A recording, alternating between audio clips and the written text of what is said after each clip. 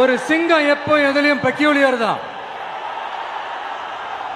ஒரு முறை சிங்கம் கரிச்சிச்சதுன்னா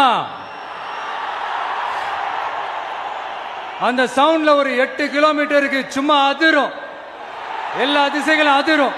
அப்படிப்பட்ட அந்த சிங்கம் வேட்டைக்கு மட்டும்தான் வெளியில வரும், வேடிக்கை பார்க்கறதுக்கெல்லாம் வெளியில வராது. வேட்டையில கூட உயிரோடு இருக்கிற மிருகங்களை தான் வேட்டையாடும். அதுலயும் பெரும்பாலும் தன்னை விட பெரிய சைஸ் உள்ள மிருகங்களை தான் குறி வச்சு தாக்கும், ஜெயிக்கும். எவ்வளவு பசியில் இருந்தாலும் உயிர் இல்லாததை, கெட்டு போனதை தொட்டு கூட பார்க்காது. அப்படிப்பட்ட அந்த சிங்கம் அவ்வளவு ஈஸியா எதையும் தொடாது, தொட்டா விடாது. காட்டோட 4 பக்கமும் மார்க்கிங் மை டெரிட்டரின்னு தன்னுடைய பவுண்டரியை தானே வகுக்கும். அப்படிதான் அந்த காட்டையே தன்னோட கண்ட்ரோல்ல வச்சிருக்கும். சிங்கத்துக்கு கூட்டத்தோட இருக்கிறதுக்கும் தெரியும், தனியா இருக்கிறதுக்கும் தெரியும்.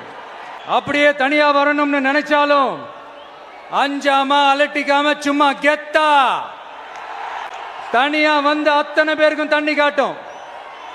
எப்பவும் எதுலயும் தன்னோட தனித்தன்மையை இழக்கவே இழக்காது. Yes, a lion is always a lion.